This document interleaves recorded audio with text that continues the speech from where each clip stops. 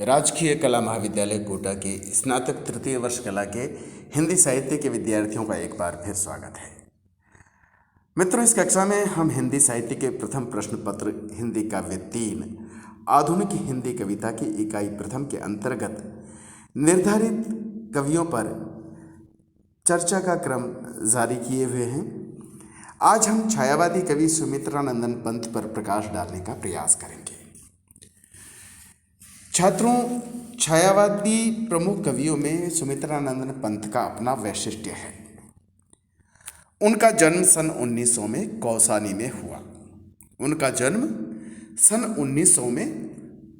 में हुआ। वे अंतर्मुखी व्यक्तित्व के कवि थे। सुमित्रानंदन पंत अंतर्मुखी व्यक्तित्व के कवि थे। उनकी अंतर्मुखता जहाँ एक और उनकी रचनाओं को वैशिष्ट्य देती है, वहीं सामाजिक संपर्क की भावुस्वरता की कमी भी ला देती है। पंत छायावादी से गांधीवादी बने। ध्यान दीजिएगा मित्रों, पंत छायावादी से गांधीवादी बने। उन्हें मार्क्सवाद की हवा भी लगी और अंततः वे एकांतिक अरविंद दर्शन के क्षेत्र में चले गए। इन विविध विचार भूमियों का संक्रमण उन्होंने अपने अध्ययन के आधार पर ही किया। ज्ञानपीठ पुरस्कार से सम्मानित सुमित्रानंदन पंत की काव्य सृष्टि में प्रकृति सौंदर्य की भरमार है। ये तो आप जानते ही हैं मित्रों कि सुमित्रानंदन पंत प्रकृति के कवि हैं। स्वच्छंदतावाद से लेकर अरविंद दर्शन से प्रभावित उनकी काव्य यात्रा भिन्न भिन्न सोपानों से गुजरती है। स्वच्छंदतावाद से लेकर, ध्यान दीजिएगा मित्रों, सुमित्रानंदन पंत की काव्य सृष्टि में प्राकृतिक सौंदर्य की भरमार है। स्वच्छंदतावाद से लेकर अरविंद दर्शन से प्रभावित उनकी काव्य यात्रा भिन्न भिन्न सोपानों से गुजरती है। छायावाद की वृहत्रयी के तीसरे कवि सुमित्रानंदन पंत हैं। इनका बाल्यकाल हिमालय की प्रकृति के ही प्रांगण में बीता। फलतः प्रकृति सौंदर्य की दृष्टि से इनकी कविता छायावाद में अप्रतिम है। प्रकृति के सौंदर्य पूर्ण चित्रों का इतना संपन्न भंडार आधुनिक कविता में अन्यत्र न मिलेगा। कल्पना का भी पंत जी के काव्य में विशिष्ट स्थान है। कविता की भाव पक्ष तथा कला पक्ष दोनों ही भूमियों पर आपने अपनी कल्पना को सक्रिय किया है।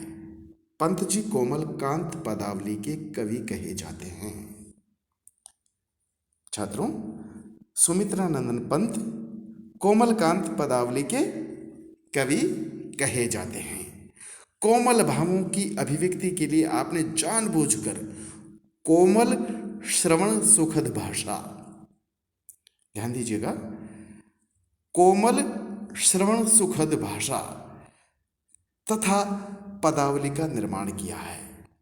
वीणा, ग्रंथि तथा पल्लव आपके वे कविता संग्रह हैं जो प्रकृति सौंदर्य, भाव सौंदर्य तथा कल्पना सौंदर्य की मनोरम भूमिकाओं को हमारे समक्ष प्रस्तुत करते हैं। अर्थात सुमित्रानंदन पंत के जो वीणा, ग्रंथि तथा पल्लव कविता संग्रह है, वे प्राकृतिक सौंदर्य, भाव सौंदर्य और कल्पना सौंदर्य, ध्यान दीजिएगा मित्रों, प्रकृति सौंदर्य, भाव सौंदर्य और कल्पना सौंदर्य की मनोरम भूमिकाओं को हमारे समक्ष प्रस्तुत करते हैं। सुमित्रानंदन पंत की सन 1920 में प्रकाशित लंबी कविता उच्छ्वास को उनकी प्रथम रचना माना जाता है। सुमित्रानंदन पंत की प्रथम रचना किसे माना जाता है? उच्छ्वास को। 1920 में ही ग्रंथि का काव्य सृजन हुआ। यह भी उनकी लंबी कविता है। ग्रंथि सुमित्रानंदन पंत की यह भी एक लंबी कविता है। नवीन हिंदी कविता में सबसे श्रेष्ठ सृष्टि प्रतिभा लेकर सुमित्रानंदन पंत का विकास हुआ था। हिंदी के क्षेत्र में पंत की कल्पना की शक्ति अजेय, उसका नवोन्मेष अप्रतिम है। कल्पना ही पंत की कविता की विशेषता, उसके आकर्षण का रहस्य है। यही उनकी विविध बहुमुखी रचनाओं की आधार, उनमें रमणीयता का विस्तार करती है। छायावादी कवियों में सुमित्रानंदन पंत प्रकृति के चितेरे कवि थे।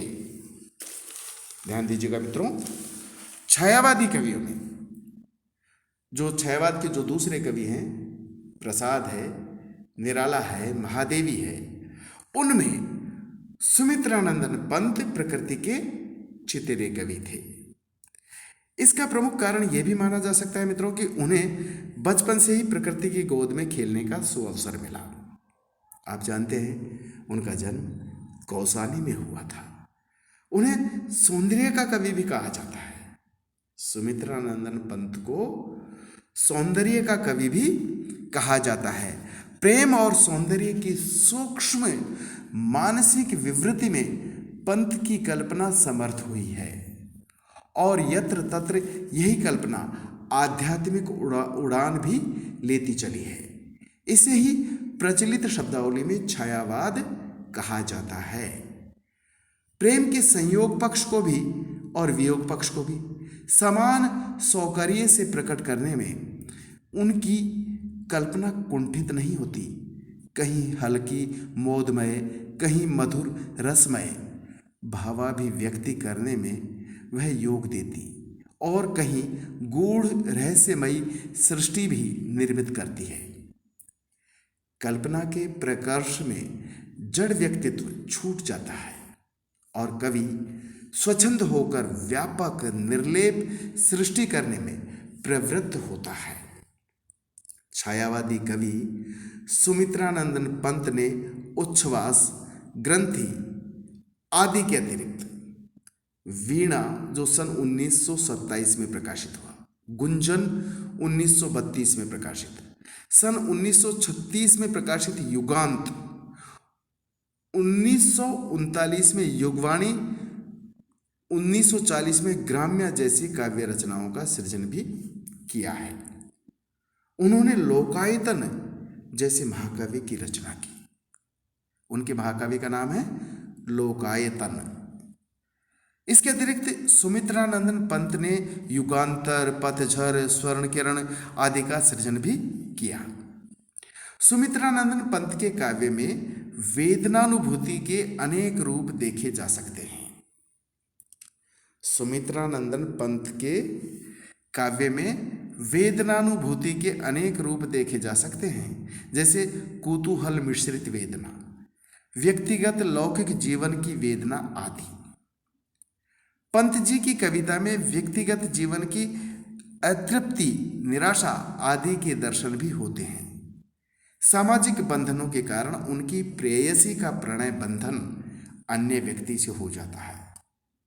सामाजिक बंधनों के कारण उनकी प्रेयसी का प्रणय बंधन अन्य व्यक्ति से हो जाता है और अपनी प्रेयसी की स्मृति में कवि विकल है।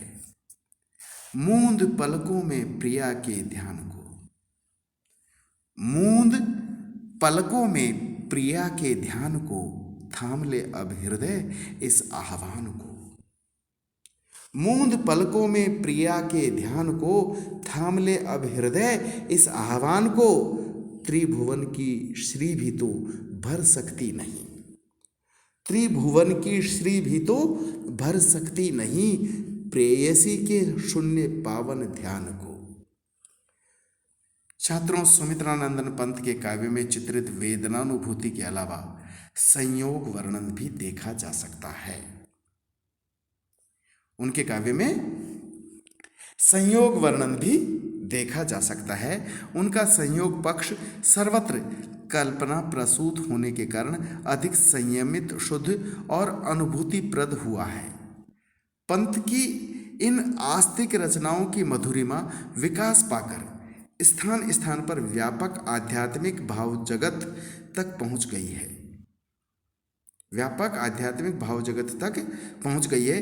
वियोग की कल्पना अनुभूति जिस प्रकार परिवर्तन में, यानी परिवर्तन कविता में उनकी वियोग की कल्पना अनुभूति के दर्शन होते हैं, देखी जा सकती है, तो वियोग की कल्पना अनुभूति जिस प्रकार परिवर्तन में, उसी प्रकार संयोग की कल्पना अनुभूति अनेक लघु दीर्घ कविताओं में व्यापक सौंदर्य की सृष्टि करती है। आज उन्मद मधुप्रात, आज उन्मद मधुप्रात गगन के इंदिवर से नील झर रही स्वर्ण मरंद समान, तुम्हारे शयन शिथिल सरसिज उन्मील छलकता ज्यों मदिरा लस प्राण। संक्षेप में छात्रों हम यही कह सकते हैं या यही कहा जा सकता है कि सुकुमार कवि सुमित्रानंदन पंत छायावादी काव्य के विशिष्ट कवि हैं। वे प्रकृति के चितेरे हैं, कोमलकांत पदावली और सौंदर्य के कवि माने जाते हैं। आज के लिए मित्रों बस इतना ही। अगली कक्षा में हम महादेवी वर्मा पर प्रकाश डालने का प्रयास करेंगे। तब तक के लिए नमस्कार।